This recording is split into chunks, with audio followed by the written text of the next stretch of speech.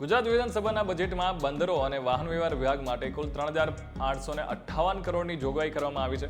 નાગરિકોને ઝડપી, સુરક્ષિત અને પર્યાવરણને અનુકૂળ વાહન વ્યવહાર સેવા પૂરી કરવા માટે જે કાર્ય કરવામાં આવી રહ્યું છે, બસ પરિવહનની સગવડો છે એ વધારવા સરકાર પ્રયત્નશીલ થાય.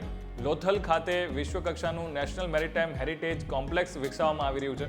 રાજ્યના વિશાળ દરિયા કિનારાને કેમિકલ પોર્ટ્સ, કન્ટેનર પાર્ક્સ તેમજ વિશ્વના સૌથી મોટા શિપ રિસાયકલિંગ યાર્ડને કારણે ગુજરાતનું દરિયાઈ વ્યાપાર ક્ષેત્ર છે એ અગ્રેસર રહ્યું છે અને રાજ્યમાં આવેલ 5 LNG ટર્મિનલ સાથે વિશ્વના પ્રથમ CNG પોર્ટ્સની સ્થાપના કરી નેચરલ ગેસ આયાતમાં ગુજરાતે દેશમાં મોખરાનું સ્થાન સુનિશ્ચિત કરશે.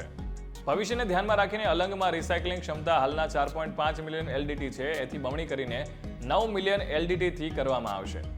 નવીન બસો ખરીદવા માટે 968 કરોડની જોગવાઈ કરવામાં આવી છે.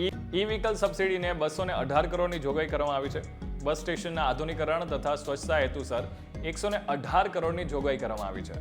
પ્રદૂષણ ઘટાડવા અને નવીનીકરણના ઉર્જાના સ્ત્રોત વધારવા માટે વાહન વ્યવહાર નિગમ દ્વારા તબક્કાવાર 100 મેગાવોટના સોલાર પાર્કની સ્થાપના કરવાનું આયોજન છે.